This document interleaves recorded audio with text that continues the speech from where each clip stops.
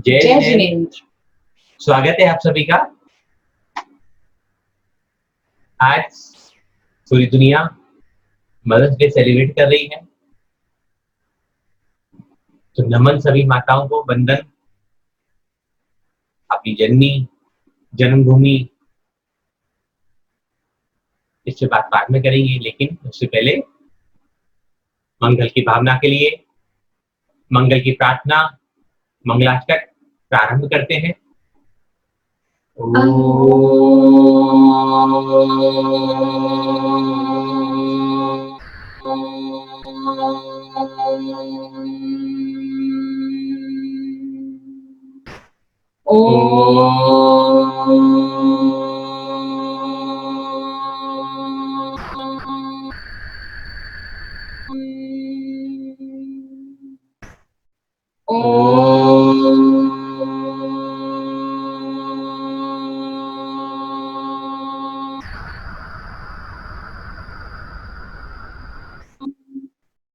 अरिहंतो भगवंत इंद्र महिता चेतार्चसेदीश्वरा आचार्यो जिन शासनो नतिकरा पूजा उपाध्यायिका श्रीसेतांत सुपाठिका मुनिवरा रत्नत्रयराधिका पंचैते परमेष्टिने प्रतिदिनं कुर्वन्तु ते मङ्गलम्, कुर्वन्तु मे मङ्गलम्। श्रीमन्नम्रसुरासुरेन्द्र मुकुटा करगोतरा प्रभा भास्वत पादना केन्द्रवा प्रवचना ऊंधीदवास्कारिणा ये सर्वे जिनते सूर्यनुगास्तते पाठिका साधवा तुत्या योगी जनेश पंच गुरुवा कुर्वन्तु ते मङ्गलम्, कुर्वन्तु मे मङ्गलम्। सम्यक् दर्शन बोध प्रक्रममलम् रत्नत्रं पावनम् मुक्ति श्रीनगरादिनाथ जिनपता युक्तोपवर्गदा धर्म शुक्ति सुधा चैत्यमखिलम् चैत्यालयं श्रेयालयं प्रोक्तं चतुर्विधं चतुर्विधममि कुर्वन्तु ते मङ्गलम्, कुर्वन्तु मे मङ्गलम्। नाभेयादिजिनाध्यापास्तिर्भुवन् चातश्चतुर्विंशति श्रीमन्तो वर्तेश्वरः प्रभृतयो ये चक्रिणो द्वादशाम् ये विष्णु प्रतिविष्णु लाङ्गलधराम् सप्तोत्तरां विंशति त्रैकाले प्रतितास्तेष पुरुषा कुर्वन्तु ते मङ्गलम्, कुर्वन्तु मे मङ्गलम्।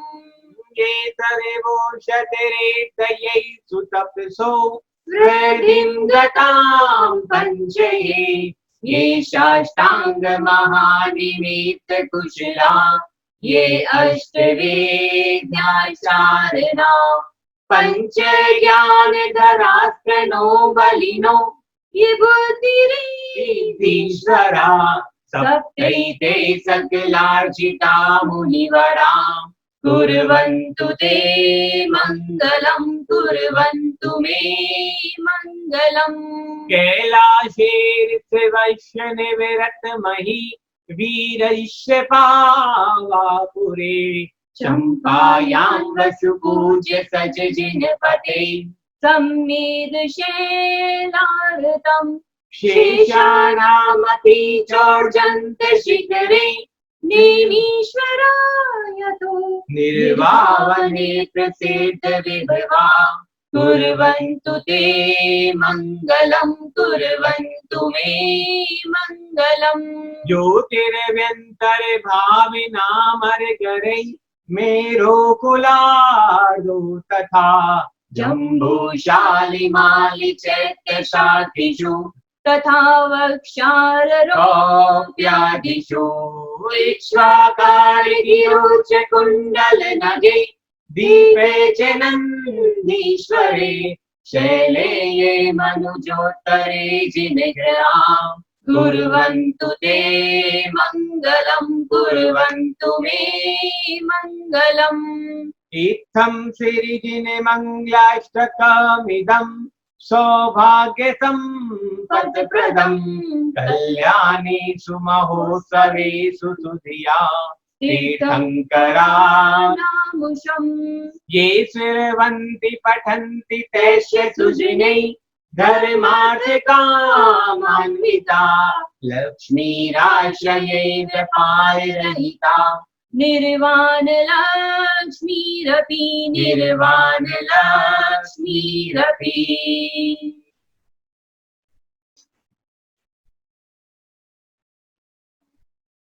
आज का विशेष टॉपिक, आज हीलिंग पे बात कम करेंगे, रिश्तों को बनाने पर, अपने आप को समझने पर,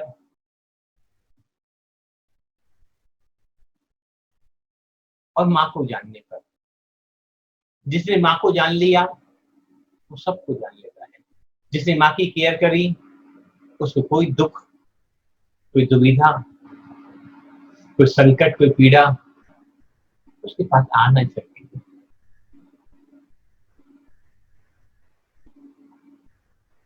क्या है माँ?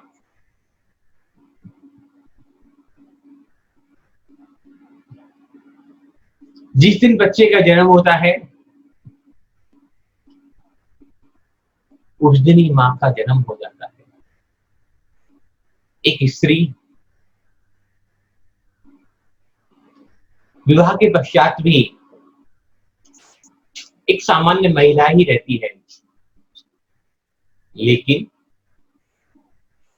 जब वो किसी भी शिशु को जन्म दे देती है, किसी बालक को जन्म दे देती है, उसी क्षण वो दुनिया का सर्वोत्तम दर्जा हासिल कर लेती है।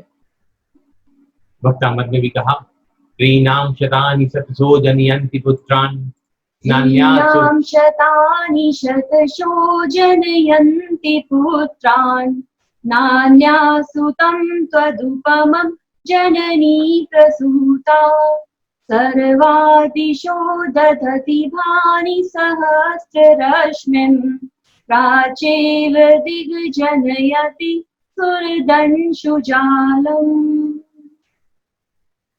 तो पूर्व दिशा को जनने वाली एक दिशा होती है, सूरज को जनने वाली भी दिशा होती है पूर्व दिशा, तो उसको भी जननी कहा।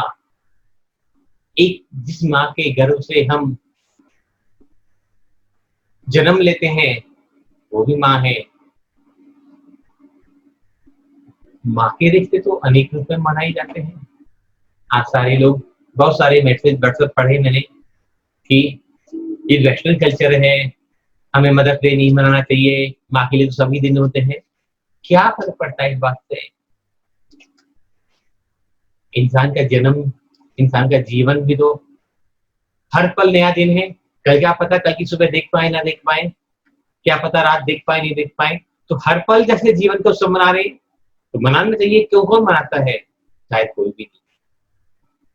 तो भी हम अपना बर्थडे, अपनी एनिवर्सरी, अपनी बाकी सब चीजें सेलिब्रेट करते हैं। तो अगर एक दिन स्पेशली माँ के नाम से कर लिया जाए तो शायद किसी को तकलीफ नहीं होनी चाहिए। तो मैं कह रहा था कि माँ के कई रूपों में हम जान सकते हैं। वो दादी माँ हो, नानी माँ हो, वो सासू माँ हो, वो जन्म देने वाली माँ हो, या कन्हैया की तरह भी दो माँ हो सकती हैं, एक जन्म देने वाली और एक पालन करने वाली। जैन दर्शन में कहा है कि तीर्थंकरों को जो माताएं जन्म देती हैं, नियम से वो अगले भव में मोक्ष की अधिकारी बन जाती है। कितना ऊंचा दर्जा रहा होगा माँ का। माँ का ही सौभाग्य होता है वो कि पिता से पहले, सौधर्म इंद्र से पहले भी तो तीर्थंकर बालक को माता ही देख पाती है, माता ही दर्शन कर पाती है।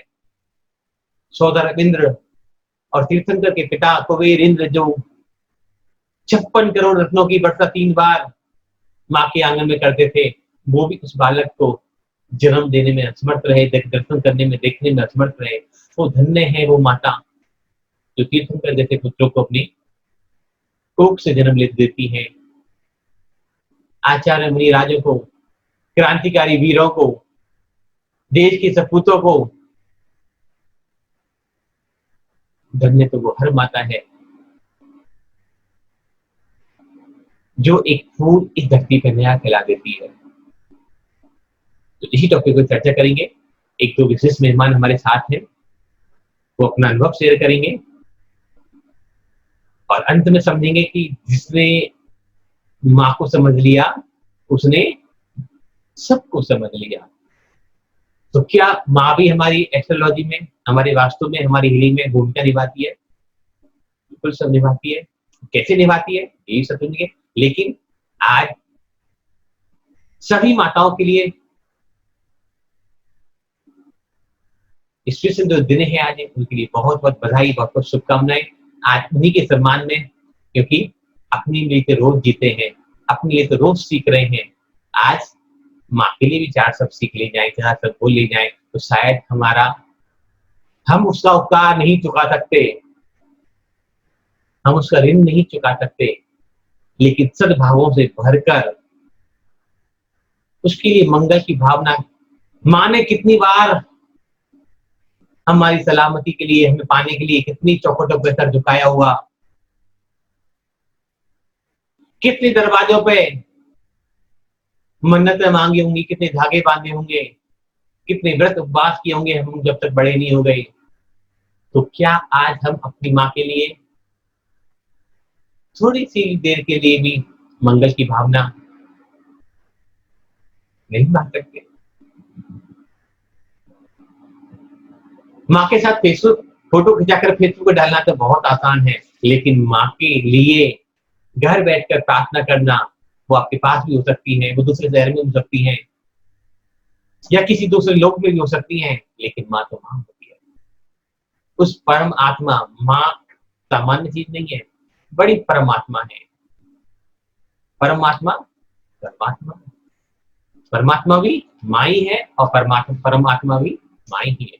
तो उस माँ के संबंध में कुछ बातें करेंगे और एक विशेष ध्यान माँ की सलामती के लिए, सभी की माताओं के लिए आज ध्यान के माध्यम से अपनी माता को मंगल कामनाएं, मंगल प्रार्थना, और बीच में समय मिलेगा विशेष मेहमानों से आपकी मुलाकात कराएंगे। और कोई और भी अगर कोई अपना अनुभव शेयर करना चाहे, कुछ माँ के बारे में कुछ बोलना चाहे, तो आज सभी माताओं बहनों का स्वागत है। किसी को कोई बाउंडेशन नहीं है कि आज हम ही बोलेंगे, मैं तो थोड़ी देर बोल के अभी साइड हो जाऊंगा। आज सिर्फ और सिर्फ ये 2 घंटे आप सबके लिए, सब माताओं के लिए, सब माता बहनों के लिए।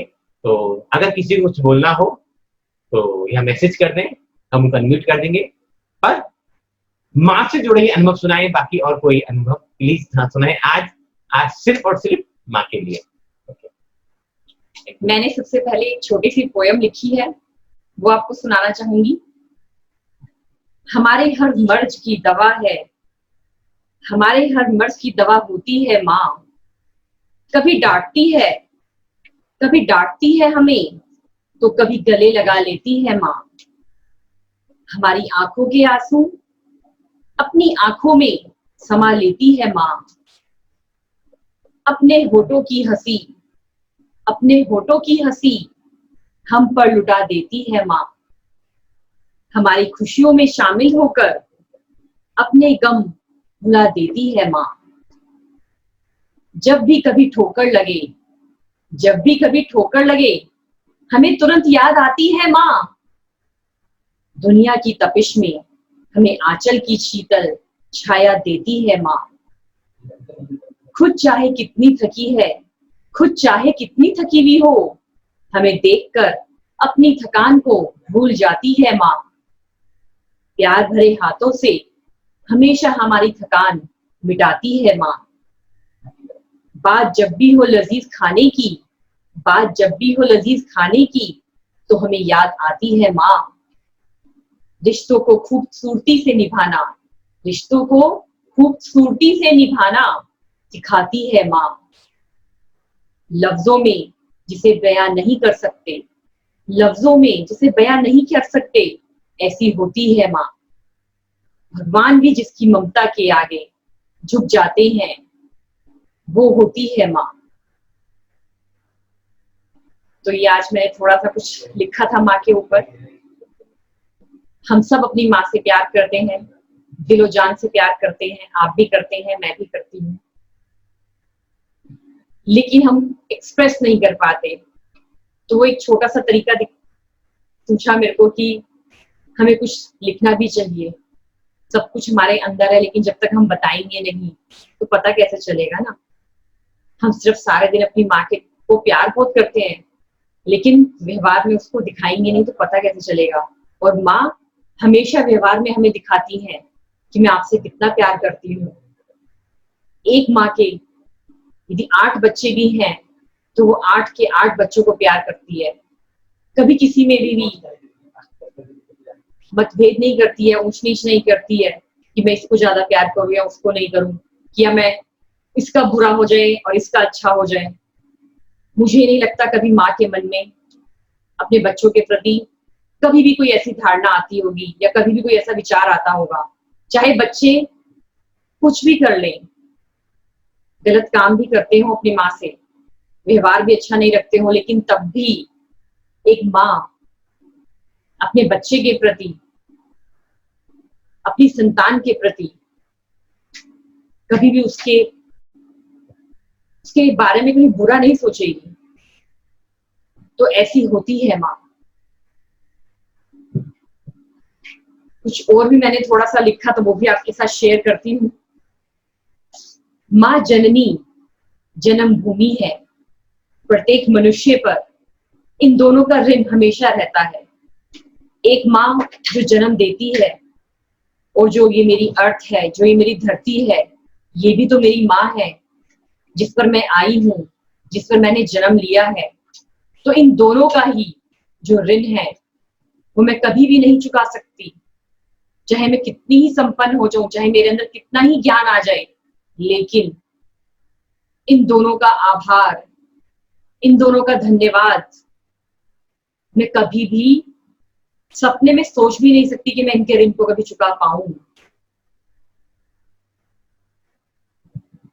और ना ही हमारी इतनी सामर्थ्य है कि हम इनका ऋण चुका पाए। आज का दिन पूरे विश्व में मनाया जाता है। मैं तो ये सोचती हूँ कि केवल आज का दिन ही क्यों माँ का दिन है, सारे दिन ही माँ के दिन होने चाहिए, कि हम हर तरह से अपनी माँ का धन्यवाद करें। मैंने छोटा सा कुछ और भी सोचा कि माँ और जो मेरा प्रोफेशन है, मेरा वास्तु एस्ट्रोलॉजी, वो कैसे कहीं ना कहीं लिंक करते हैं माँ के साथ। माँ का और वास्तु का बहुत गहरा संबंध है। आपके वास्तु का निर्माण कब हुआ? कब हुआ आपके वास्तु का निर्माण?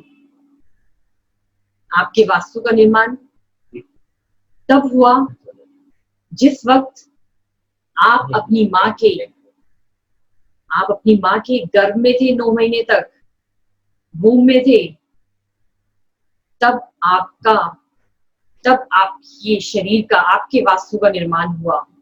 ये शरीर भी तो क्या है? वास्तु ही तो है। 5 एलिमेंट से मिलकर बना है, 5 तत्व से मिलकर बना है, 5 तत्वों में ही विलीन हो जाना है, वहीं चला जाएगा ये समय आने पर।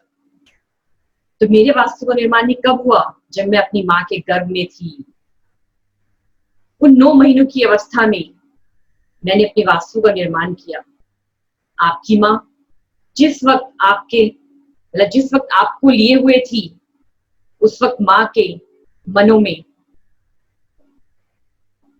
उस वक्त आपकी माँ के मन में क्या चल रहा था, वो कैसी अवस्था से निकल रही थी, वैसा ही वास्तु आपको मिल गया। उनके थॉट्स जो थे वो ही आपके अंदर ट्रांसफर हो गए। वो जहां जहां आपको लेकर जा रही थी वो चीजें आपने सीख ली। आपने देखा भी होगा जब आप मंदिर जाते हैं, कहीं भी ऐसी जगह जाते हैं जहां आप 1-2 बार पहले गए हुए हो, तो आपकी माँ तुरंत कहती है कि यहाँ तो हम आए थे जब मैं प्रेग्नेंट थी, तो आपने तो वो चीजें बचपन में ही नहीं, उनके वूम में ही देख ली। तो ये है वास्तु हमारे शरीर का भी, कि जो मेरे दिमाग में चल रहा है उसका निर्माण तो तभी हो गया। आज मैं जो हूं वो मेरी सिर्फ माँ के कारण ही है। यदि इंसान इंटेलिजेंट है, स्पिरिचुअल है, प्रॉस्परस है, तो सिर्फ उसकी माँ की वजह से ही है। उसकी माँ ने जो उसको थॉट्स दे दिए, जो प्लानिंग दे दी, जो इंट्यूशंस दे दी, उसी का उसके ब्रेन में, उसकी बॉडी के अंदर निर्माण होता चला गया। और आप सबको पता होगा DMIT एक टेस्ट होता है, वो हम भी करते हैं। उसमें फिंगरप्रिंट्स के थ्रू देखा जाता है कि जब बच्चा अपनी माँ के वूम में था तो उनका कैसा था, थॉट प्लानिंग कैसा था, अच्छा था, नेगेटिव ज्यादा था, नॉर्मल था, वो अपने बच्चे को क्या बनाना चाहती थी, वो उन्होंने उसी टाइम डिसाइड कर दिया। मैं और आप तो कुछ भी नहीं करते पैदा होने के बाद, लेकिन हमारी माँ ने हमें वो सब कुछ दे दिया जो हम आने वाले कल में करेंगे। माँ के मन में उस वक्त जो विचार थे, उन्होंने आपके वास्तु का निर्माण कर दिया। यह तो जो भी प्रिया ने कहा कि जो फिंगरप्रिंट टेस्ट के बारे में बात कर रहे हैं, एक हार्वर्ड डॉक्टर, अमेरिकन डॉक्टर हुए, साइंटिस्ट हैं बहुत बड़े, शायद अभी तो 76 एज में पूरे हो गए वो, हार्वर्ड गार्डनर। आप नेट पे जाके देखें हार्वर्ड गार्डनर सॉरी क्या है, कि जो बच्चा होता है वो मल्टी टैलेंटेड होता है। और वो टैलेंट कहाँ से आता है, तो बहुत बड़ी थेरेपी है वो, और बहुत बड़ा स्किल है वो, उसकी बात नहीं कर रहे, लेकिन आपको बताना चाह रहे कि माँ के अंदर क्वालिटी क्या है, माँ ने आपको क्या दिया। उस थ्योरी का जो मूल सिद्धांत है कि जब 10वें वीक से जब बच्चा माँ के गर्भ में 10 हफ्ते का हो जाता है, और 10वें हफ्ते से 22वें हफ्ते तक, 12 हफ्तों तक हर माँ के लिए, हर बच्चे के लिए, हर जन्म लेने वाले जीव के लिए वो स्थिति सबसे ज्यादा महत्वपूर्ण मानी गई है। क्योंकि उस समय वो 12 हफ्ते माँ जो सोचेगी, माँ जो खाएगी, माँ का जो एक्टिविटी होगी, माँ का जो बिहेवियर होगा, माँ का नहीं आसपास के लोगों का जो बिहेवियर होगा, उस समय वो ही ब्रेन बच्चे का डेवलप हो जाएगा। उसी समय हमारे फिंगरप्रिंट डेवलप हो रहे होते हैं, और उसी समय हमारा ब्रेन डेवलप हो रहा होता है। ब्रेन भी हमारा 10 हिस्सों में बटा हुआ है, हमारी उंगलियां भी 10 होती हैं, अंगूठे मिलाकर। इस तरह से ये पूरा ब्रेन हमारे इस तरह से डेवलप हो रहा है, और बच्चे का पूरा विकास एक माँ डिसाइड कर देती है उस समय कि बच्चा तीर्थंकर बनेगा, बच्चा इंजीनियर बनेगा, बच्चा डॉक्टर बनेगा, बच्चा CA बनेगा, बच्चा आर्टिस्ट बनेगा, बच्चे डाकू या चोर बनेगा। दूसरा कोई नहीं कर सकता। आप नेट पर डाल के देखें डॉक्टर हार्वर्ड गार्डनर थ्योरी, तो आपको इसके बारे में बहुत जानकारी मिलेगी। और इतना अमेजिंग सब्जेक्ट है ये, इतना अमेजिंग सब्जेक्ट है कि हम तो वर्कशॉप में अक्सर बताते हैं। और जब अभी 34 नंबर काबे की जब बात आएगी, जब हीलिंग आपको सिखाएंगे, तो बस इसके बारे में पूरी और डिटेल से बात करेंगे, क्योंकि इसके समझे बिना हम किसी बच्चे को जन्म धरती पे लाना हमारा व्यर्थ है। तो बहुत इंपॉर्टेंट टॉपिक था वो, तो सॉरी।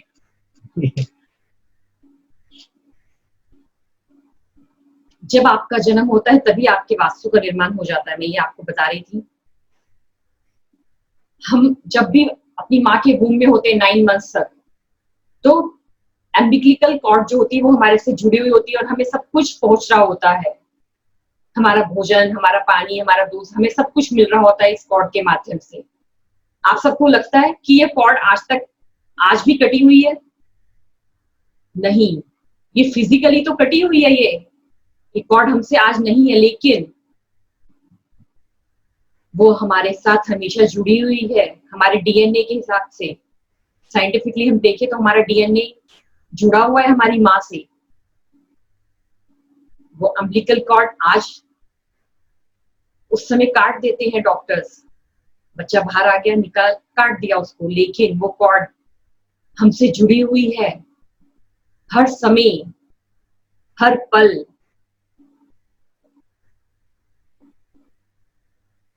अब मैं इसको वास्तु के साथ आपको जोड़ के बताती हूँ। और कॉर्ड की बात करते हैं, बहुत लंबा टॉपिक है, बहुत इंटरेस्टिंग टॉपिक है, जो याद आएगा वो आपको बताएंगे। आज बेसिकली हमारा कोई प्लानिंग हमने नहीं करी कि आज आपको क्या करना है, कि आज आप तो आपकी सुनी थी। आज जो उस समय जब बच्चे के जन्म समय जो नाक निकलती है, जो कॉर्डन निकलती है, आज उसको स्टोर करने के बहुत सारे हॉस्पिटल में व्यवस्था कर दी गई है। क्या बोलते हैं उसको? अमृत कॉर्ड। नहीं, उसको स्टोर करने वाले को। अभी एक सिस्टर आएंगी, वो आपको अनुभव सुनाएंगी, तो बताएंगे आपको कि किस तरह से बच्चे की जो कॉर्ड को उन्होंने सेव कराया।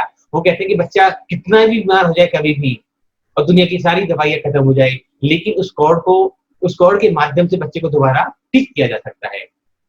मतलब मृत्यु तुल्य कष्ट भी आ जाए, तो ऐसे बहुत सारे आज साइंटिफिक रिसर्च, साइंटिस्टों ने रिसर्च करी है कि पूरी बात मुझे इसके बारे में बता, उस कॉर्ड के माध्यम से आप ठीक हो सकते हैं। पूरी बात अभी आपको थोड़ी देर में मैं बात करवाऊंगा उनसे, तो आप बताएंगे वो अपने अनुभव इस बारे में, उनको ज्यादा इस बारे में नॉलेज है। जो हमारा भवन है वो भी तो एक वास्तु ही है। जैसे माँ आपकी 9 मंथ तक रक्षा करती है अपने वूम में, तो जो हमारा भवन है, जो मेरा घर है, वो भी तो मेरी रक्षा करता है या नहीं करता। आज बाहर कितनी दिक्कत चल रही है कोविड-19 के कारण, लेकिन हम सब कहाँ बैठे हैं? अपने घर के अंदर। तो वो भी तो एक माँ के समान ही है कि कैसे हमें प्रोटेक्ट कर रहा है। बाहर आंधी आ रही है, तूफान हो रहा है, ओले पड़ रहे हैं, महामारी फैल रही है, लेकिन हम सब अपने घर के वास्तु में आज सेफ हैं। तो ये भी कोई माँ से कम नहीं है। एक मेरी माँ है जो मुझे जन्म देती है, एक मेरा घर जो मुझे प्रोटेक्ट करता है, वो भी तो एक माँ है।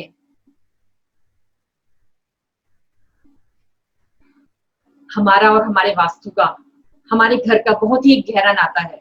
आप सब देखते होंगे अपनी लाइफ में, आप इंडिया से बाहर घूमने जाएं, बहुत सारे शोरूम्स में आप जाएं, बहुत बड़े बड़े मॉल्स में आप घूम रहे हैं, बहुत सारी चीजें आप देख रहे हैं, लेकिन आपकी नजर सिर्फ एक चीज पर टिक जाती है कि मैं ये चीज खरीद लेता हूँ, इसको बाय करता हूँ और अपने घर के इस कॉर्नर में जाकर मैं लगाऊंगा। आप अपने घर को लेकर अपने सबकॉन्शियस माइंड में हमेशा चल रहे हैं। और दूसरा पॉइंट, जब भी आप कहीं जाते हैं तो अपनी माँ को जरूर बता के जाते होंगे कि मैं माँ यहाँ जा रहा हूँ, मैं वहां जा रहा हूँ, ध्यान रखना घर का। थर्ड पॉइंट, जब भी आपको पता चलता होगा कि माँ की तबीयत ठीक नहीं है, माँ अस्वस्थ है, तो आप अपने सब काम छोड़कर उनकी सेवा में लग जाते हैं। एक हमारी फ्रेंड है, नोएडा में रहती हैं, नाम लेना अच्छा नहीं लगेगा। उन्होंने अपनी माँ का बर्थडे सेलिब्रेट किया, और हो सकता है वो ये प्रोग्राम देख भी रही हो, मुझे पता नहीं है। तो मतलब हमें इतनी खुशी हुई जाकर उन्होंने जो बर्थडे कौन सा समझ सकते हैं आप? 90 साल का बर्थडे उन्होंने अपनी माँ का सेलिब्रेट किया, और हम अपने किसी बच्चे का बर्थडे इस तरह से सेलिब्रेट नहीं करते थे जो उन्होंने अपनी माँ का, बहुत जिस लेवल से बेटी ने अपनी माँ के लिए बर्थडे सेलिब्रेट। तो आने वाले समय में उनकी नॉलेज के बारे में, रिलेशनशिप के बारे में, उन्होंने कितना काम किया है, कितनी सारी बुक्स लिखी हैं, उनसे भी आपका परिचय कराया जाएगा बहुत जल्दी ही। मतलब हम सिर्फ बात कर रहे थे कि हम सिर्फ अपने बच्चों का बर्थडे सेलिब्रेट करते हैं। हमारे लाइफ में भी बहुत से लोग हमसे जुड़े हुए हैं, लेकिन फर्स्ट टाइम हमने देखा कि एक बच्चे ने अपनी माँ का सेलिब्रेट किया बर्थडे, 90th बर्थडे। तो बहुत ही अच्छा लगा वहां पर जाकर, और उन्होंने जो सब अरेंजमेंट्स कर रखे थे, जो उनकी माँ की फेवरेट चीजें थी, उनको स्लाइड करना बहुत अच्छा लगता था। जो पूरा केक उन्होंने डिजाइन किया, उसमें पूरा उस तरह का ही, मतलब ऊन दिखाकर, स्लिट दिखाकर पूरा डिजाइनिंग करी। सब कुछ अपनी मदर की चॉइस को देखकर उन्होंने किया। तो हम सब भी गिफ्ट में क्या दिया? रिटर्न गिफ्ट में सबसे अमेजिंग चीज, चूरन की गोलियां, खट्टी खट्टी टॉफियां और हाजमोला। मतलब जो एक ओल्ड एज पर्सन को उस समय अच्छी लगती है, खाना अच्छी लगती है। मतलब मैंने अपनी पूरी जिंदगी में ऐसा बर्थडे नहीं देखा। तो माँ होती है, माँ के लिए कोई कितना भी हम क्या कर सकते हैं जो हमारे लिए माँ ने किया? कुछ भी नहीं कर कुछ सकते। नहीं कर सकते। लेकिन ऐसी बेटियां हो तो बहुत कुछ लोगों को समझा सकती है, बहुत कुछ बता सकती है, बहुत कुछ सिखा सकती है। सैल्यूट है उनको, अगर वो देख रही हो तो। तो जो हमारा भवन है वो भी तो हमें प्रोटेक्ट करता है, तो वो भी तो हमारी माँ के समान ही है। तो हमें अपने भवन को, हमें अपने घर को भी प्यार करना चाहिए, उसको भी साफ सुथरा रखना चाहिए। जो बेस्ट हम कर सकते हैं उसके लिए हमें करना चाहिए। जो आपकी माँ है, आपके घर में जो नॉर्थ वेस्ट की जो डायरेक्शन है वो दिखाती है आपकी माँ। वायव्य कोण, नॉर्थ वेस्ट, आपका उनसे कैसा रिलेशन है वो दिखाती है हमारी घर की नॉर्थ वेस्ट डायरेक्शन। पूरा घर तो है ही माँ का, क्योंकि वो हमें प्रोटेक्ट करता है, लेकिन यदि एक पर्टिकुलर डायरेक्शन की हम बात करें तो वो नॉर्थ वेस्ट है। जैसे ईस्ट की हम बात करते हैं तो वो पिता है, वो सूर्य है, वो सूर्य डोनेट्स करते हैं उनको। एक फादर, हम सब किसको अपने पिता मानते हैं? एस्ट्रोलॉजिकल, जो सूर्य सन होता है, सन जो होता है उसको मानते हैं।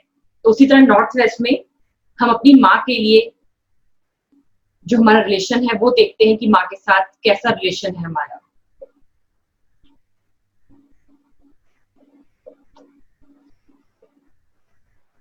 नॉर्थ वेस्ट चंद्रमा की जन होती है, इसलिए प्रिया ने बताया कि अगर नॉर्थ वेस्ट के घर में कोई खराबी होती है तो कष्ट भी माँ को आते हैं, समस्याएं भी माँ को आती हैं, और संबंध भी माँ से खराब हो जाते हैं। लेकिन जब संबंध ही खराब नहीं होते, नॉर्थ वेस्ट खराब होता है, तो हमारे माँ से अगर नहीं बनती तो और लोगों से संबंध हमारे खराब होने लग जाते हैं। इसलिए माँ के स्वास्थ्य के लिए, घर की सुरक्षा के लिए, आपके परिवार के संबंध और दूसरे आपके रिलेटिव से बने रहें, नेबर से अच्छे बने हैं, तो इसलिए घर के वाइब कोण को अच्छा रखें। इसमें एक सबसे अच्छा आपको एक पॉइंट बताती हूँ कि आप अपने रिलेशंस को कैसे अच्छा कर सकते हैं, कितनी सारी अपनी जीवन में पॉजिटिविटी भर सकते हैं। आप सोच भी नहीं सकते हैं कि जो लोग अपनी माँ के पैरों को चरण स्पर्श करते हैं, छूते हैं और आशीर्वाद लेते हैं, कोई ताकत नहीं है उनको जो लाइफ में सक्सेस होने से रोक दे। चंद्रमा, हमारा मन भी तो है, इमोशनल हम कैसे हैं, स्ट्रांग है या नहीं है। पैसा भी क्या है, चंद्रमा ही तो है। जिन लोगों के ऊपर माँ का आशीर्वाद होता है उनके बिजनेस में कभी कोई प्रॉब्लम नहीं आती, उनको कभी कैश लिक्विडिटी की प्रॉब्लम नहीं होती। जो लोग अपनी माँ के सुबह उठते ही चरण स्पर्श करते हैं, उनका घर हमेशा हर तरह की प्रोस्पेरिटी से, वेल्थ से बहुत अच्छा रहता है, क्योंकि जो माँ की ब्लेसिंग्स काम करती हैं वो किसी की भी नहीं कर सकती हमारी लाइफ में। क्योंकि मैंने आपको बताया, वो कॉर्ड चाहे कट गई है लेकिन वो हमेशा हमसे जुड़ी हुई है। यदि हम परेशान हैं तो मेरी माँ भी कहीं ना कहीं परेशान होगी, उसके मन में भी कुछ चल रहा होगा कि आज मेरा बच्चा परेशान है। तो हम सब लोगों को अपनी माँ के चरण स्पर्श करने चाहिए यदि इस तरह की कहीं भी आपको प्रॉब्लम लग रही है। और आप देखते भी होंगे कि आप 10 जगह जाके सो जाएं, लेकिन जब अपनी माँ के पास आकर हम सोते हैं, हम सब तरह की टेंशन्स को भूल जाते हैं। और हो सकता है आप में से बहुत से लोगों की माँ एट प्रेजेंट फिजिकली नहीं हो, तो जब आप अपने घर में आते हैं, अपने बेड पर सोते हैं, तो वो जो माँ है, हमारा जो घर का वास्तु है, वहां पर आकर आप सारी टेंशन भूल जाते हैं। चाहे आप 5 स्टार प्रॉपर्टी में जाकर सो जाएं, चाहे कितने ही आलीशान घर में जाके आप किसी फ्रेंड के सो जाएं, लेकिन जब आप अपने घर आते हैं जिसमें आप रहते हैं कि yes this is my home, वहां आते ही आपकी पूरी बॉडी रिलैक्स हो जाती है, आप हर तरह से कूल एंड काम हो जाते हैं। तो ये है माँ की शक्ति। बहुत से लोग लिखेंगे कि हमारी माँ फिजिकली नहीं है, तो कोई बात नहीं, आप उनको ध्यान के माध्यम से, अपने सबकॉन्शियस माइंड के माध्यम से उनके साथ अटैच होकर, उनके साथ जुड़कर उनकी ब्लेसिंग्स ले सकते हैं। और कुछ नहीं तो आप अपनी उनकी फोटो के माध्यम से, अपनी फोटो रखकर उनकी अपनी माँ की फोटो अपने सामने रखकर उनसे कनेक्शन बना सकते हैं, उनकी ब्लेसिंग्स ले सकते हैं, उनको धन्यवाद कर सकते हैं, उनको ग्रेटिट्यूड दे सकते हैं। ये छोटी छोटी चीजें करने से आपकी लाइफ में बहुत ही परिवर्तन आएगा। और जो लोग अपने पिता का भी आशीर्वाद लेते हैं, ऐसा ही नहीं कि सिर्फ माँ ही, पिता भी क्या है, बहुत कुछ है। ठीक है, आज मदर्स डे है, मैं मानती हूँ, लेकिन एक पिता भी जो अपने बच्चे की लाइफ में जो उसको देता है वो कोई नहीं दे सकता।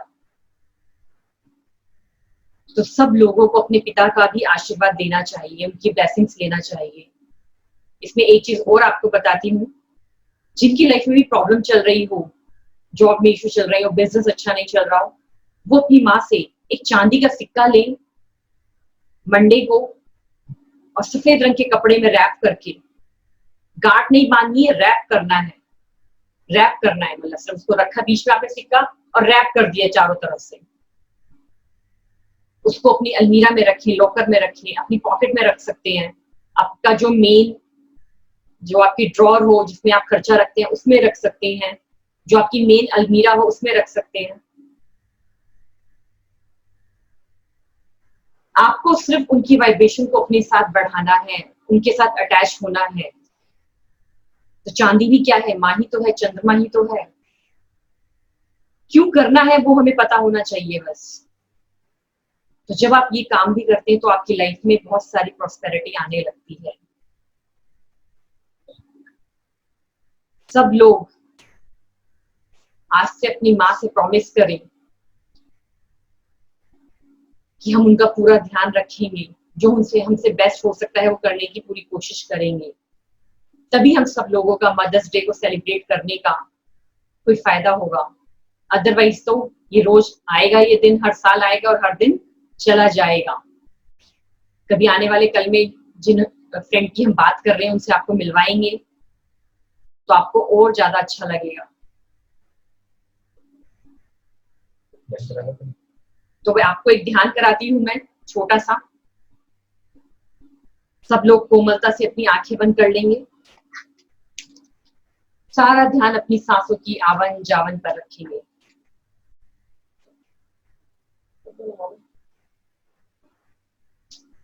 सारा ध्यान अपनी सांसों की आवन जावन पर।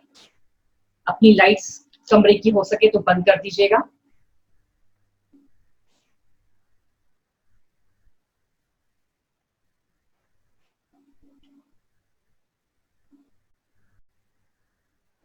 आप एक कंफर्टेबल पोजीशन में बैठ जाइए, जहां पर आपको बहुत अच्छा लग रहा है बैठना, बहुत ही कंफर्टेबल लग रहा है, बहुत शांति मिल रही है। ऐसी जगह पर आप बैठ जाइए। अपनी रीढ़ की हड्डी को बिल्कुल सीधा रखेंगे, कोमलता से अपनी आंखें बंद करेंगे, सिर्फ मेरी बातों पर, सिर्फ मेरी आवाज पर अपना ध्यान रखेंगे।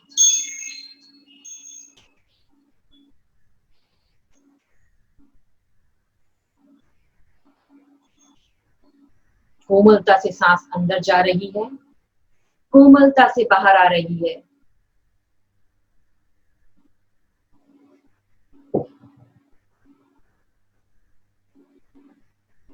आपको अपना एनालिसिस बिल्कुल भी नहीं लगाना है, दिमाग बिल्कुल भी नहीं लगाना है।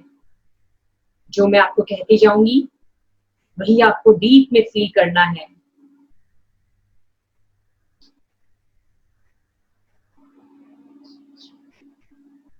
जैसे जैसे आप अपनी आंख बंद कर रहे हैं, आप बहुत रिलैक्स फील कर रहे हैं। Relax, relax. आपकी बॉडी, आपका शरीर एकदम स्टिल हो गया है, एकदम स्टैचू बन गया है। कोई हलचल नहीं, कोई हलचल नहीं।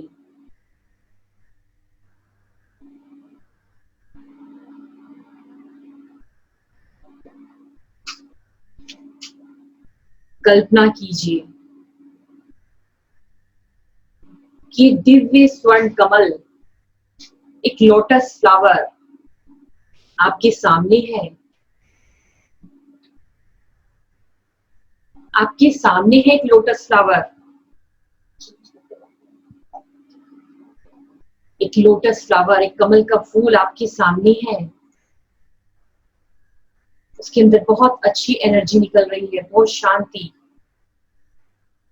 बहुत अच्छी सुगंध आ रही है, फ्रेग्रेंस बहुत अच्छी आ रही है।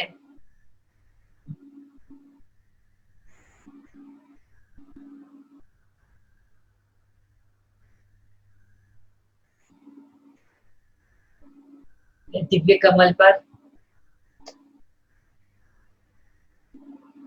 आपको प्योर करने आया है वो, आपको शांति देने आया है वो। आप जो चाहते हैं आप उससे ले सकते हैं।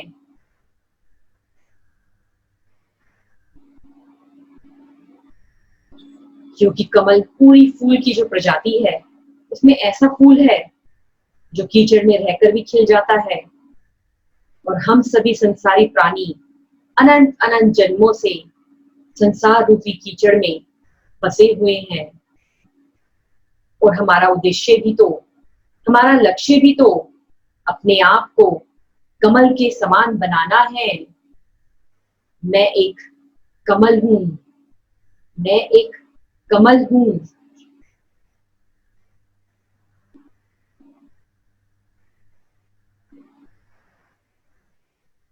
कमल के माध्यम से आपके पूरे शरीर का शुद्धिकरण होगा। कमल के मध्य एक दिव्य प्रकाश, एक गोल्डन लाइट निकल रही है। देखिए, अपनी कल्पना में देखिए कि कमल के मध्य से एक दिव्य प्रकाश, एक गोल्डन लाइट निकल रही है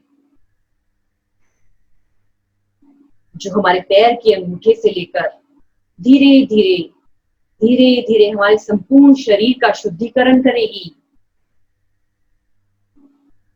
क्योंकि बिना शुद्धिकरण किए हुए हम अपने भीतर प्रवेश नहीं कर पाएंगे।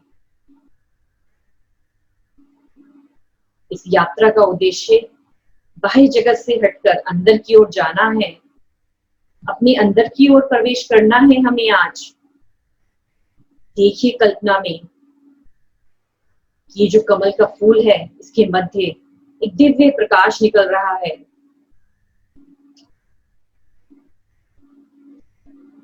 ये दिव्य प्रकाश के माध्यम से आपके पैर के अंगूठे से यात्रा शुरू हुई है। धीरे धीरे ऊपर जा रहा है। आपकी बॉडी को शुद्ध करता हुआ आपके पेट को शुद्ध कर रहा है। आपके दोनों हाथों को, आपकी चेस्ट को, आपके गले को, आपके फेस को देखिए कल्पना में। ये एनर्जी का फूल है, इसमें से शांति देने वाली किरणें निकल रही है, बहुत ही पावरफुल। आपके फेस में से आपके फेस को बहुत सारी एनर्जी देकर जा रहा है ये फूल। ये डिवाइन फ्लावर है, divine lotus flower, light pink colour का। धीरे धीरे ये निकल गया है आपके फेस से, आपके ब्रेन से होता हुआ निकल गया है। आपको अत्यंत शांति महसूस हो रही है, आपको बहुत अच्छा लग रहा है। आपके सारे विचार शांत हो गए हैं, आप कंप्लीटली रिलैक्स फील कर रहे हैं। अब देखिए, ये गोल्डन कलर का फ्लावर, कल्पना में देखिए दोबारा से, ये कमल का फूल, ये गोल्डन कलर का फ्लावर आपके सामने है। इसके मध्य एक दिव्य प्रकाश निकल रहा है। देखिए, इस पर कौन बैठा हुआ है? देखिए, कल्पना में देखिए, इस लोटस फ्लावर के ऊपर आपकी जननी, आपकी माँ है। प्रेम प्रकाश, अत्यंत सुंदर, शीतल, कोमल आपकी माँ विराजमान है इस कमल के ऊपर। देखिए कल्पना में।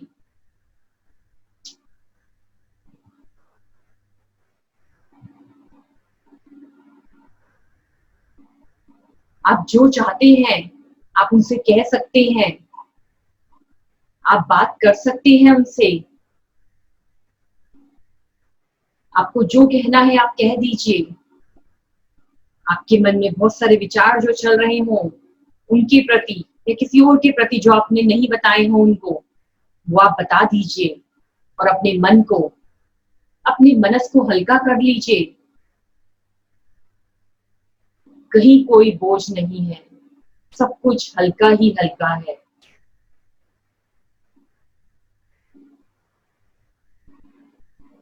आप सब लोग अपनी माँ से बात कर रही हैं।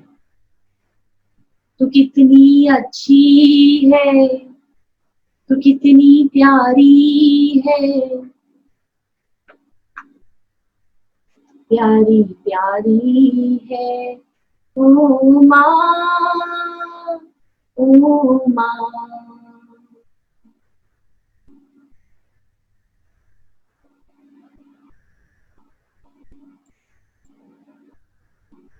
वो आपको बहुत सारी ब्लेसिंग्स दे रही हैं, बहुत सारा आशीर्वाद दे रही हैं आपको।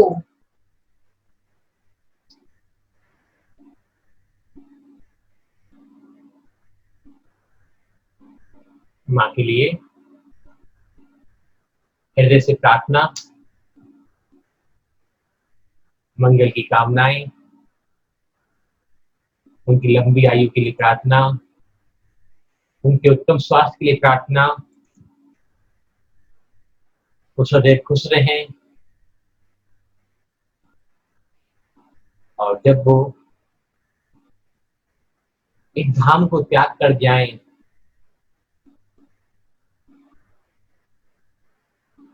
श्री चरणों में उनको स्थान मिले। और जिनकी माता नहीं है अभी शारीरिक रूप से, भौतिक रूप से,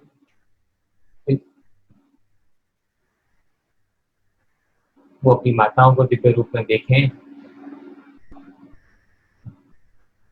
वो जिस गंतव्य से यहाँ तक आई, गंतव्य तक वापिस लौट जाएं, वहां तक का सफर पूर्ण हो उनका। उनके लिए, उनके उत्तम स्वास्थ्य के लिए सबसे पहले हम 3 बार भक्तामृत स्तोत्र का 45वां काव्य पढ़ेंगे। उनकी सेहत बनी रहे। सभी अपने मन में अपने माता माँ को विजलाउट करते हुए, चाहे देह में है या विदेह में है, दोनों आपके साथ हैं तो उनको हाथ पकड़ कर बैठिए, अपने साथ बिठाइए। जो बच्चे छोटे देख रहे हैं वो अपनी माँ का हाथ पकड़ लें। सभी 3 बार भक्तामृत स्तोत्र का 45वां काव्य अपनी माँ जननी के लिए इधर उतारने का समय 3 बार काव्य का उच्चारण। उद्भूत भीषण जलोदर भार भूम्ना, शोच्यां दशामुपगताश्च्युत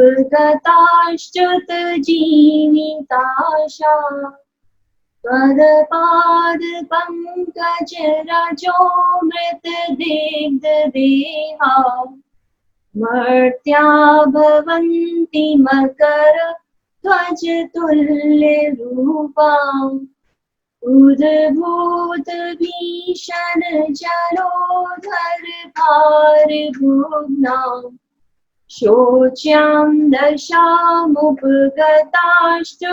जीविताशा, त्वदपाद पंकज रजो मृत दिग्ध देहा, मर्त्या भवन्ति मकर ध्वज तुल्य रूपा, उद्भूत भीषण जलोदर भार भुग्ना शोच्यां दशामुपगताश्च्युत जीविताशां त्वदपाद पंकज रजोमृत दिग्ध देहा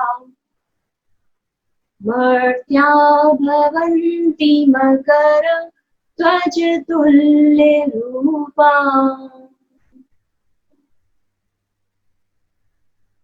आपने मंगल की भावना पाई,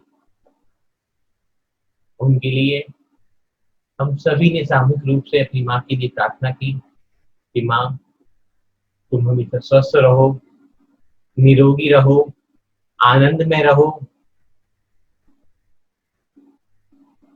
हमेशा माँ हमारे लिए दुआ करती आई है, हमेशा माँ हमारे मंगल की भावना, कल्याण की भावना बाती आई है।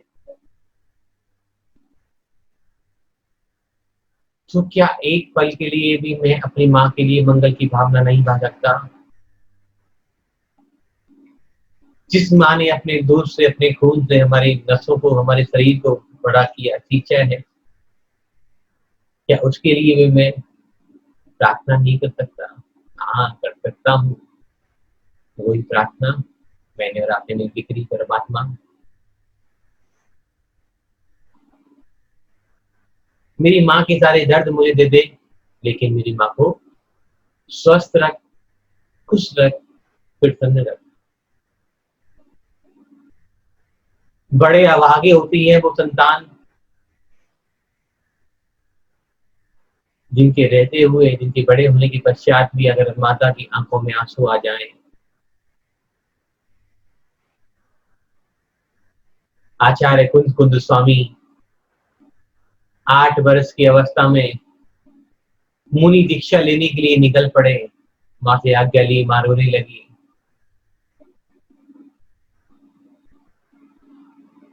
पुत्र इतनी छोटी आयु में तू मुझे छोड़ के जाएगा, कैसे रह पाऊंगी? माँ रोने लगी। लेकिन कुंद स्वामी ने कहा, माँ मैं तुझे चुप तो नहीं करा सकता, मैं तेरी दुख, तुम्हारी पीड़ा को तो नहीं बांट सकता, लेकिन इतना अवश्य कर सकता हूं, मेरे लिए रोने वाली तू इस संसार की आखिरी माता होगी। आज के बाद मेरे लिए कोई माता आंसू ना बहाएगी। तात्पर्य कि माँ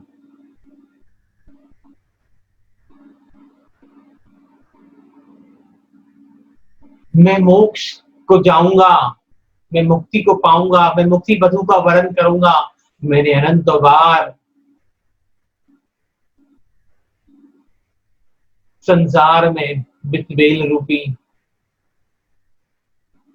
साथियों को चुना, जिससे और भ्रमण मेरा बढ़ता गया, लेकिन इस बार मैं मुक्ति बधू का वरण करूंगा माँ, और मेरे लिए रोने वाली तू अंतिम माता होगी, मुझे मत रोक। मैं थोड़ी देर पहले कहा कि वो अभागे होते हैं वो लोग जिनके लिए माँ रोती है। अगर तुम्हारे कारण, तुम्हारे सुख के कारण तुम्हारी माँ की आंखों में आंसू आए तो तुम अभागे हो, और अगर तुम उस माता को वो सुख दे पाओ कि वो रोने वाली अंतिम माँ बन जाए, तो तुम सच्चे पुत्र और पुत्री का, तुम सच्चा संकल्प, तुम अपने नाम को सार्थक कर जाओ। तुम बुद्ध बनो, वीर बनो, महावीर बनो, विद्यासागर बनो, कुंद बनो, ज्ञानमती बनो, चंद्रा बनो, लेकिन माँ की आंखों में आंसू न आए। आए तो सिर्फ एक बात के लिए कि जब तुम दीक्षा धारण करने जाओ उस समय अगर माँ की आंखों में आंसू आए, उसके अलावा किसी भी कारण से तुम्हारी माँ की आंखों में तुम्हारे कारण आंसू आए, तो तुम्हारा ये मनुष्य जीवन पाना व्यर्थ है। व्यर्थ है। तो क्या कहा माता ने? कुंतुन कि माता ने क्या कहा जाते हुए बालक से कि जान जाए तो जाए बला से, बानो मती लजइयो रे। कि बेटा, जिस पथ पे तू आगे बढ़ रहा है, ये पथ बहुत विषमताओं का, बहुत दुखों का, बहुत संघर्षों का पथ है, लेकिन इस पथ पे चलते चलते तेरे प्राण भी निकल जाएं तो भी तू उस पथ से किंचित मात्र भी दिख मत जाना। ऐसी होती है माँ की ममता। उस 8 साल का बालक दीक्षा लेकर वन को जा रहा है और माँ उसकी सलामती के लिए, उसे मजबूत करने के लिए, इच्छा शक्ति को प्रबल करने के लिए ऐसी मंगल भावना, ऐसी मंगल याचना, ऐसी मंगल कामना कर रही है, तो माँ तो माँ होती है। आगे बढ़ते हैं। एक ना एक दिन हम सबकी माँ भौतिक रूप से, शरीर रूप से इस जगत से विदा हो जाएंगी, लेकिन हम तो माँ से हमेशा जुड़े हुए हैं। इस माँ के लिए प्रार्थना की मोक्ष लक्ष्मी का वो वर्ण करें, फिर वो अपने चरणों में उन्हें स्थान दे।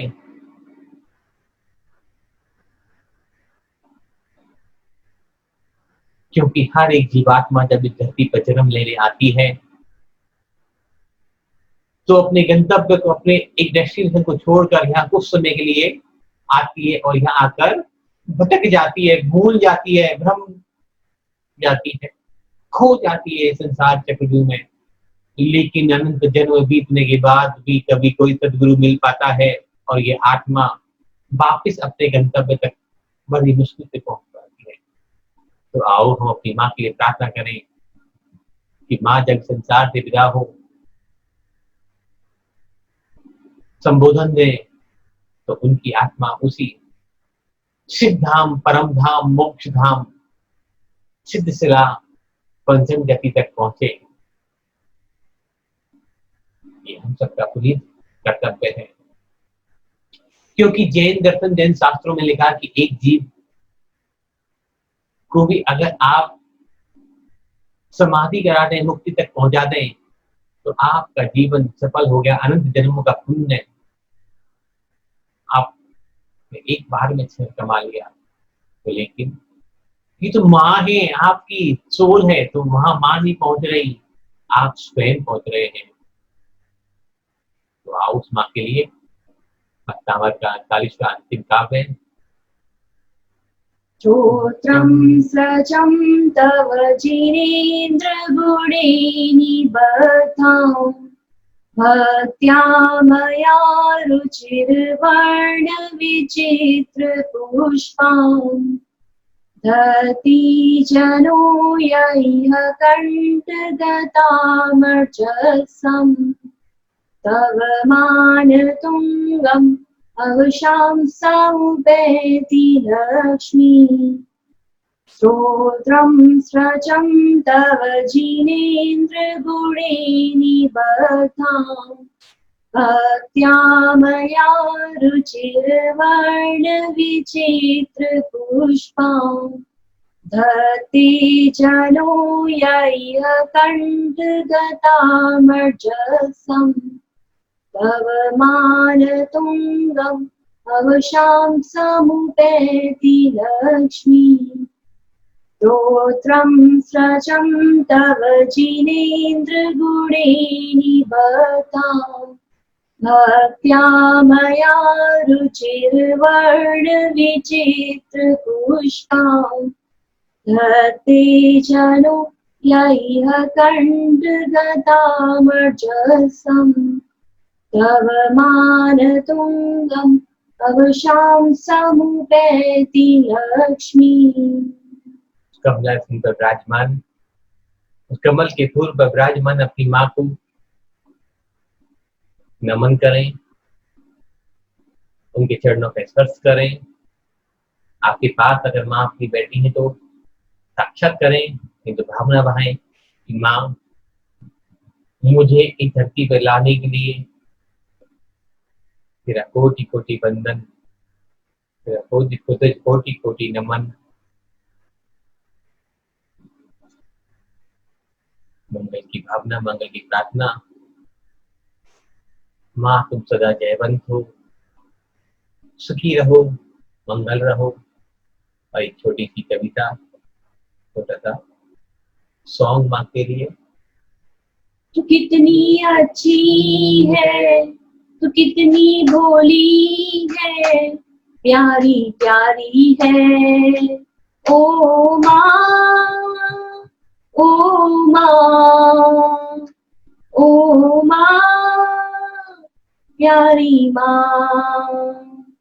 ये जो दुनिया है ये वन है कांटों का, तू फुलवारी है ओ माँ, ओ माँ, ओ माँ।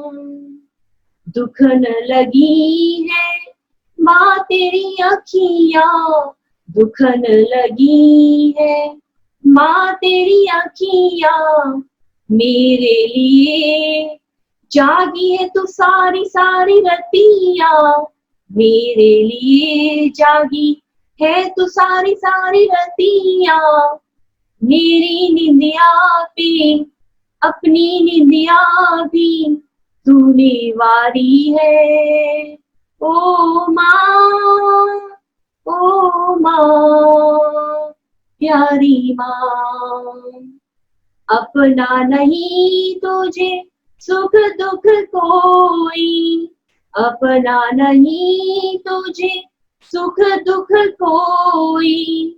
मैं मुस्काया तू मुस्काई, मैं मुस्काया तू मुस्काई, मैं रोया तू रोई है। मेरे हंसने पे मेरे रोने पे तू बलिहारी है ओ माँ, ओ माँ, प्यारी माँ।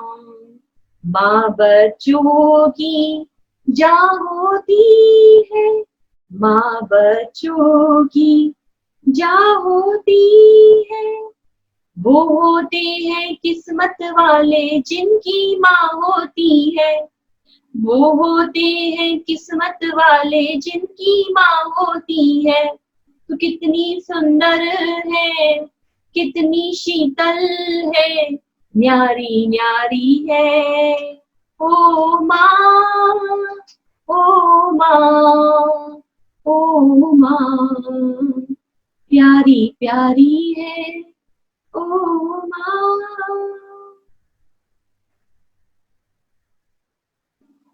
माँ को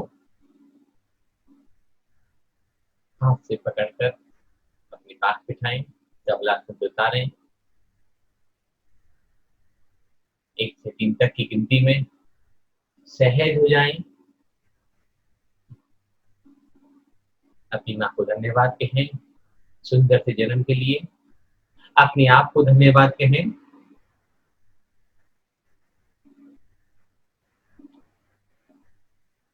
अपनी ईश्वर परमात्मा को धन्यवाद कहें। Thank you. धीरे धीरे कोमलता से अपनी आंखें खोलेंगे, आदिनाथ भगवान को धन्यवाद बोलेंगे।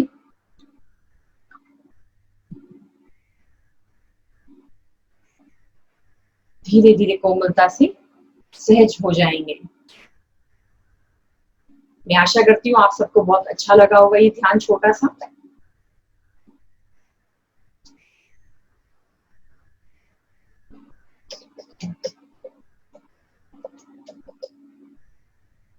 कोई अपना अनुभव शेयर करना चाहे, कुछ माँ के ऊपर कहना चाहे तो मैसेज कर सकता है। उसको अनम्यूट कर दिया जाएगा।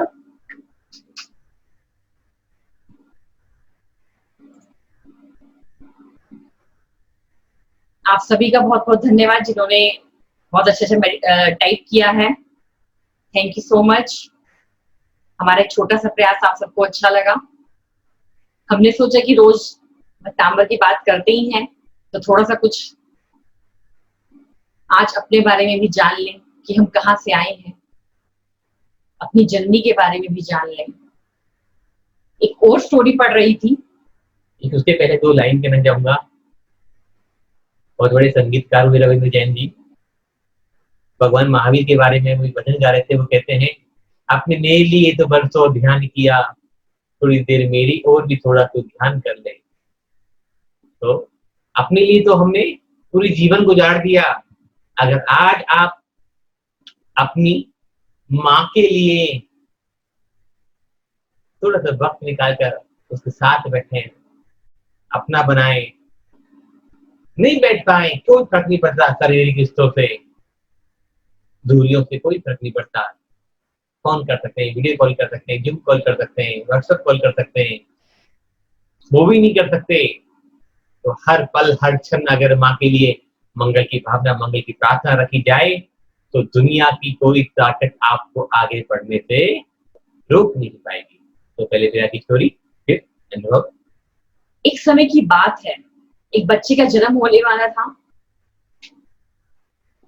उसने जन्म से पहले कुछ क्षण अपने भगवान से पूछा कि भगवान, मैं इतना छोटा हूँ, मैं इतना कोमल हूँ और मुझे कुछ भी नहीं आता है। आप भला मुझे धरती पर मैं कैसे रहूंगा? क्यों भेज रहे हो आप मुझे धरती पर? मेरे ऊपर इतनी कृपा करो कि आप मुझे अपने पास ही रहने दो, मैं कहीं नहीं जाना चाहता। भगवान बोले, मेरे पास बहुत से फरिश्ते हैं, उन्हीं में से एक मैंने तुम्हारे लिए चुन लिया है, वो तुम्हारा ख्याल रखेगा। पर आप मुझे बताइए, यदि स्वर्ग में मैं कुछ नहीं करता, बस खाता और मुस्कुराता हूँ, मेरे लिए खुश रहने के लिए इतना कुछ है, तो भगवान कहते हैं, जो तुम्हारा फरिश्ता है, जिसको मैंने तुम्हारे लिए चुना है, वो तुम्हारे लिए गाएगा और रोज तुम्हें मुस्कुराता हुआ देखेगा। वो मुस्कुराएगा, तुम भी मुस्कुराओगे और तुम उसका प्रेम, उसका प्यार महसूस करोगे, खुश रहोगे। और जब वहां लोग मुझसे बात करेंगे तो मैं समझ लूंगा कि कैसे, मुझे तो उनकी भाषा ही नहीं आती। वो बच्चा कहता है कि वो मेरे से बात करेंगे तो मैं तो कैसे उनकी बातों को समझूंगा, मुझे तो उनकी भाषा नहीं आती।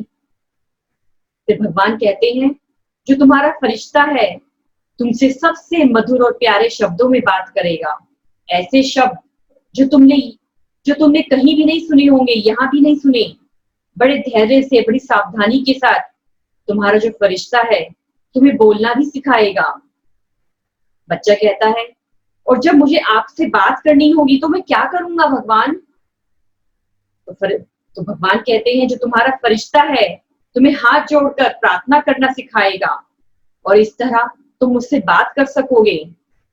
बच्चा कहता है, मैंने सुना है कि धरती पर बुरे लोग भी होते हैं भगवान, उनसे मुझे कौन बचाएगा? भगवान कहते हैं, जो तुम्हारा फरिश्ता है वो तुम्हें बचाएगा। भले ही उसकी अपनी जान खतरे में आ जाए, लेकिन वो तुम्हें बचाएगा। बच्चा कहता है, लेकिन मैं हमेशा दुखी रहूंगा क्योंकि मैं आपको नहीं देख पाऊंगा। भगवान कहते हैं, तुम इसकी चिंता मत करो, तुम्हारा फरिश्ता हमेशा हमेशा तुमसे मेरे बातें में बात करेगा। तुम वापस मेरे पास कैसे आ सकते हो ये बताएगा। उस वक्त स्वर्ग में असीम शांति थी, पर पृथ्वी से किसी कहानी की आवाज आ रही थी। बच्चा समझ गया कि अब उसे जाना है और उसने रोते रोते भगवान से पूछा, हे ईश्वर, हे परमात्मा, अब तो मैं जाने वाला हूँ, कृपया मुझे इस फरिश्ते का नाम तो बताओ। मुझे बताओ कि कौन है फरिश्ता जो मेरे लिए सब कुछ करेगा। भगवान बोले, फरिश्ते का नाम कोई महत्व नहीं है, उसमें कोई इंपॉर्टेंस नहीं है कि उसका नाम क्या है, बस इतना जान लो कि तुम उसे किस नाम से पुकारोगे, वो तुम उसको क्या कहोगे, तुम उसको क्या पुकारोगे? तुम उसे माँ पुकारोगे, तुम उसे अपनी माँ पुकारोगे। तो ईश्वर ने, परमात्मा ने जो हमें माँ दी है, वो सब कुछ है। उसके आंगन में, उसकी झोली में, उसके हाथ में, उसके स्पर्श में, उसकी मुस्कुराहट में, वो सब कुछ है जो हमें चाहिए। तो आप सब अपनी माँ से आज बहुत सारी ब्लेसिंग्स लीजिएगा, उनका धन्यवाद कीजिएगा, अपना प्यार दीजिएगा। यदि आप में से कोई कुछ कहना चाहता है तो लिख सकते हैं, हम उनको अनम्यूट कर देंगे। तो आगे बढ़ते हैं। पिछले वैसे 40 दिनों से हम यूट्यूब पर लाइव रहे, बहुत सारी बातें करी, बहुत सारे लोगों ने लिखा है कि उनकी जो माँ है हेवन में है, लेकिन आज आपके माध्यम से उनको हमने देखा तो आपको बहुत अच्छा लगा। थैंक यू सो मच जिन्होंने लिखा है। देखिए, वो फिजिकली नहीं है लेकिन है, हमारे साथ ही है। आप सबने ये फील किया है। लेकिन उससे भी अच्छा तब है जिनकी माँ यहाँ है और आप उनको हेवन वाली फील करा दो, तो ज्यादा मुस्कुरा की बात है।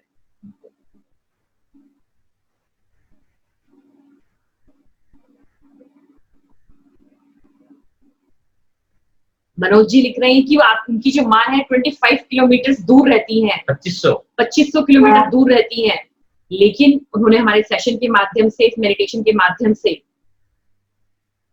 उनको कॉल करा रात्रि और आज भी ध्यान से बात हुई, ध्यान के माध्यम से उनसे बात हुई। बहुत ही अच्छी बात है जी, थैंक यू सो मच। किसी ने लिखा है कि जो चांदी वाला जो उपाय वो बताया, देखिए जो भी घर में आपकी चांदी का सिक्का हो उसको आप वॉश कर लीजिए, साफ कर लीजिए उसको। आपकी माँ फिजिकली है आपके पास, तो उनके हाथ में थोड़ी देर के लिए आप दे दीजिए, आप उनकी ब्लेसिंग ले लीजिए, चरण स्पर्श कर लीजिए, वो आपको दे देंगी। आप अपने अलमीरा में रखिए उसको। और जिनकी मदर फिजिकली नहीं है, वो फोटो पर उनकी ब्लेसिंग्स ले लें, थोड़ी देर सिक्के को वहां रख दें और फिर उस सिक्के को जहां भी उनका प्लेस है रखने का, वहां पर वो उसको रखिए। तो जो भी उनकी लाइफ में इश्यूज आ रहे होंगे वो सब उनकी लाइफ के दूर हो जाएंगे।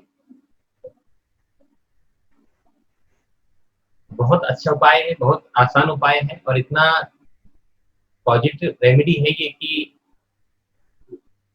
कैश से रिलेटेड कितनी प्रॉब्लम आ रही हो, कर्जा बढ़ गया हो, इनकम नहीं हो रही हो, पैसा लौट के नहीं आ रहा हो, आप इतना छोटा सा काम कर लें, चांदी का सिक्का अपनी माँ के हाथ से लें, कपड़े में रैप कराकर उसको, व्हाइट कपड़े में रैप कर उसको अपने कैश बॉक्स, पर्स, अलमीरा, तिजोरी में कहीं भी रख सकते हैं। निश्चित ही आपका मंगल होगा। तो हम बात कर रहे थे कि अभी आज 6वां दिन है और अभी तक जो हमने बात करी,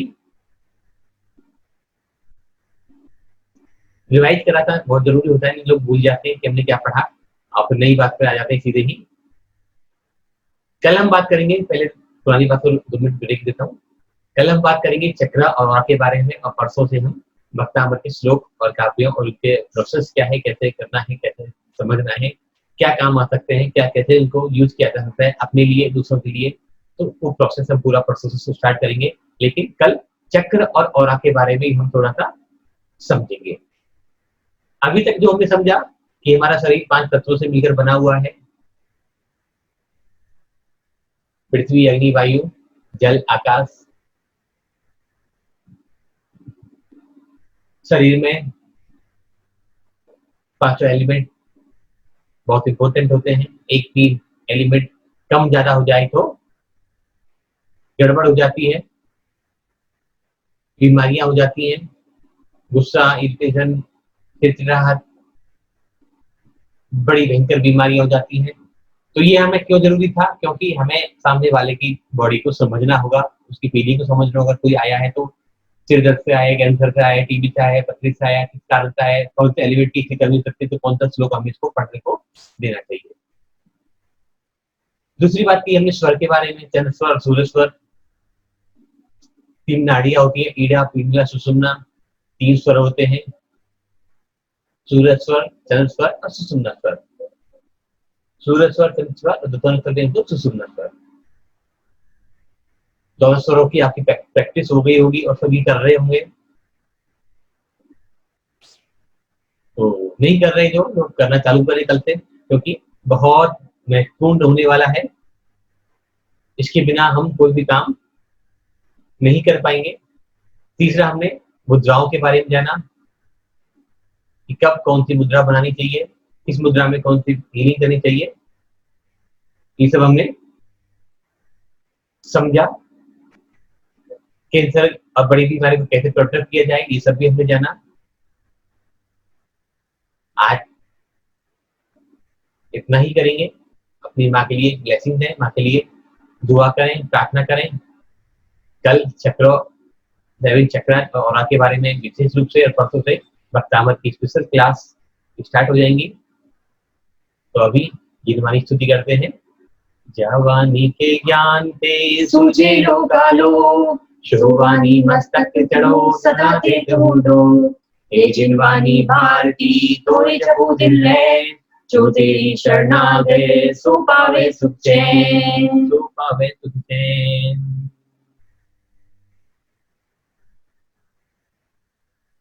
जय जिनेंद्र, कल मिलते हैं। किसी को कोई पर्सनल क्वेरी रह रही हो तो आप मेरे नंबर पर कॉन्टेक्ट कर सकते हैं। आईडी कल भी हमारी यही रहेगी, समय 8 रहेगा। कल सेशन पूरे लगभग 2 घंटे से ज्यादा भी हो सकता है, तो कल थोड़ा समय निकाल कर लें।